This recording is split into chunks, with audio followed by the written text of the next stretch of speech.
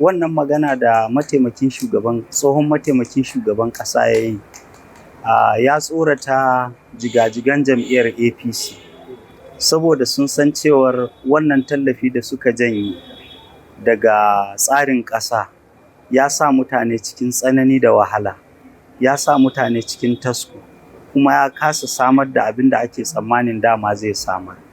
So duk mutumin da ya fito da irin waɗannan kalamai ko da ba Atiku Abubakar ba ne, lallai za su ji tsoro saboda sun san mutane suna iya raja'a ga irin waɗannan maganganu, tunda sauƙi suka tabbatar irin waɗannan maganganu za su kawo masu. To saboda ka san harkar tallafi, da farko ka san da can Najeriya ba ma tallafi, Yakubu Gawon ya kawo tallafi har zuwa lokutan da aka yi mulkin farar hula ta Shehu Shagari. Daga lokacin Shehu Shagari ne aka fara samun matsaloli. Lokacin da ya karbi kuɗin World Bank, aka yi wani abu a Najeriya da ake ce mashi austerity measure. Wannan austerity measure fara jefa Najeriya cikin matsaloli na tattalin arziki har ya kai ga lokacin da aka kifar da gwamnatin shi. Sojoji da suka zo, Buhari dai bai daɗe ba, da Babangida ya zo shi ma ya ƙara karɓo kuɗi daga IMF da World Bank da wasu hukumomin lamuni na duniya, waɗannan abubuwan suka ƙara jefa Najeriya cikin matsaloli. Harkar arziki ta taɓarɓare, 'yan Najeriya suka shiga matsaloli. Lokacin aka janye tallafi akan ilimi har aka koyi malaman jami'o'i. To waɗannan abubuwan duka sun faru a Najeriya. To amma dai ba a janye tallafi gaba ɗaya ba a lokacin. Ko sauran shugabanni da suka zo bayan IBB ɗin su ne Shonekan, Abacha, Abubakar Obasanjo da kuma Umaru Musa da Goodluck Jonathan. Sun karɓi basussuka amma kuma ba su janye tallafi ba.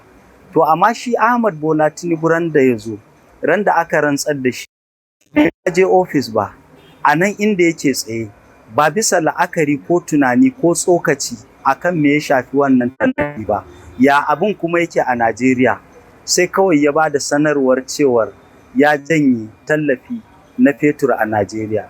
Tun daga ranar har zuwa rana kamar ta yau, 'yan Najeriya na cikin tasko saboda wannan janyewar da aka yi. Menene dalilin tallafi? Tallafin fa an yi su ne kawai don menene dalilin? Ya ce da farko tallafin kuɗaɗen da ake tsammanin a tara za a biya basussuka da shi daga basussukan da ake bin Najeriya. Shi ne dalili na ɗaya. Dalili na biyu kuma, janye tallafin zai kawo sauƙin rayuwa ga 'yan Najeriya ta yadda za su rika walwala da jin daɗin rayuwa. Waɗannan su ne dalilai biyu na janye tallafi. So waɗannan dalilai biyu da ya bayar duka ba su cika ba bayan janye tallafin man fetur da ya yi. Kaga da farko basussukan dai na Najeriya ba a biya ba. Ɗaya kenan. Na biyu kuma wahalhalun 'yan Najeriya har yanzu ƙaruwa yake. Yanzu abin takaici shine ɗan Najeriya ya waye gari bai san komai ba, bai ci komai ba. Wai a ce ana bin shi wasu kuɗaɗe saboda ana bin ƙasarsa sama da tiriliyan 108 na kuɗi wanda bai san yadda aka yi ba. Na biyu, tunda Ahmad Bola Tinubu ya hau shugabancin Najeriya, kaga da farko an janye tallafi a kiwon lafiya, an janye tallafi a ilimi, an janye tallafi a noma. Duk fannonin rayuwarmu an janye tallafi. Don haka 'yan Najeriya cikin tasku kawai suke da wahala. Ya nuna kenan tallafin bai kawo wani ci gaba ko wani sauƙi ko wani inganci ga rayuwarmu ba. Kuma abin da ya sa shi ne shugabannin da farko kuɗaɗen ma da suke samu wanda daga arziki ne na ƙasanmu ɓarnatawa suke. Basussukan da suke karɓa ɓarnatawa suke.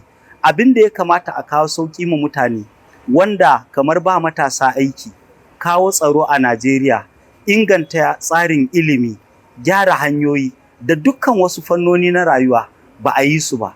To kaga kenan abin da ya kamata shine a ce an janye tallafin, babu shi. An maida abin da aka janye. Kuma abin da mataimakin shugaban ƙasan yake cewa kenan. Shi ma ai Atiku Abubakar a 2023 cewa yayi in na zama shugaban ƙasa zan janye tallafi. To amma da aka janye sai aka ga ba ma dalili. Ya kamata a maido da tallafin ne saboda janyewar bai haifar da alheri ba. Dalili kenan watakila da ya ce in ya zama shugaban ƙasa bisa hukuncin da 'yan Najeriya za su yi, zai mai da wannan tallafi. Kuma maidowa ba matsala ba ne, saboda shi tallafin ai ba doka ba ne, policy ne kawai na gwamnati, wani tsari ne da kowane shugaban ƙasa in ya so zai yi. Don haka jiya in ka ga abin yana da fa'ida kuma ka fara yi bai fa'idantu ba, to ai sai ka koma wata hanya. Haka ake tafiyar da ƙasa, ba wai a tsayo akan abu ɗaya ba. Amma matsalar ita ce wannan gwamnatin da wasu gwamnatocin baya sun riga sun sadaukar da rayuwar 'yan Najeriya ne ga turawan yamma. Don haka turawa abin da suke so na muradunsu ta hanyar karɓo basussuka daga IMF da kuma World Bank, waɗannan su ne ake biyan bukatan turawa da su. Kuma waɗanda suke mulki a Najeriya mahukunta sun gamsu da su sadaukar da rayuwar mutanen ƙasarsu ga waɗannan turawa, shine kawai dalili. Amma wannan magana da mataimakin shugaban ƙasa ya yi, duk da cewar Allah ne ya san manufarsa, alheri ne in zai yi. Barisa abin duba ana ganin yadda shi shugaban ƙasa Bola Ahmed Tinubu ya daɗe ma ba a jimure shi ba, amma yana jin magana cewa za a dawo da tallafin mai, sai gashi ya fito yana ta magana. Ya kakalle yadda ya tsorata kuma ya saurin martani. Ai ba komai ba ne, sanin su ne cewar 'yan Najeriya sauƙi suke nema a rayuwa. Yanzu wani ɗan Najeriya ne zai ce ƙasarsa an ƙaƙaba mata basussuka na sama da tiriliyan 100, kuma waɗanda ma ba a haifa ba sun dinga biyan wannan kuɗaɗen kenan. Bayan kuɗin kuma an karɓo su ne ba a yi aiki da su ba, ɓarnata su aka yi. Wa zai ji daɗin wannan? Kaga babu. Kuma kaga dalilin tallafin ya faɗi, saboda an ce ne dama tallafin zai taimaka wajen biyan bashi. To maimakon ya taimaka wajen biyan bashi, karɓo basussukan ma ake yi. Na ɗaya kenan. Na biyu cewa aka yi ai tallafin zai kawo sauƙi ga 'yan Najeriya. To maimakon ya kawo sauƙi bayan an cire, 'yan Najeriya sun fi kwanan yunwa yanzu. 'Yan Najeriya sun fi gararan ba a titi suna barace-barace yanzu. 'Yan Najeriya yara sun fi kasancewa a wajen makaranta yanzu. 'Yan Najeriya a karkara sun fi gazawa wajen zama a ƙauyukansu yanzu saboda rashin tsaro. 'Yan Najeriya yanzu manoma sun fi ƙauracewa ma gonakinsu fiye da da. Don haka tallafin bai taimaka ma Najeriya ba. To shi kuma shugaban ƙasa har ya fito ya yi wasu kalamai cewar Atiku Abubakar bai gane yadda ake tafiyar da tattalin arziki ba. In za a tafiyar da ƙasa da tattalin arzikinta, saboda Allah, ba ana nufin 'yan ƙasa rayuwarsu ta inganta ba ne? Menene fa'idar tafiyar da ƙasa bisa ilimi in dai 'yan ƙasa ba za su rayu da kyau ba? Tsoro ne ya kama jam'iyyar APC da mukarrabanta da shugabanninta, saboda sun san irin waɗannan kalamai ne da za su kwaɗaitu ga 'yan Najeriya, ba don komai ba, saboda 'yan Najeriyan sauƙi suke samu.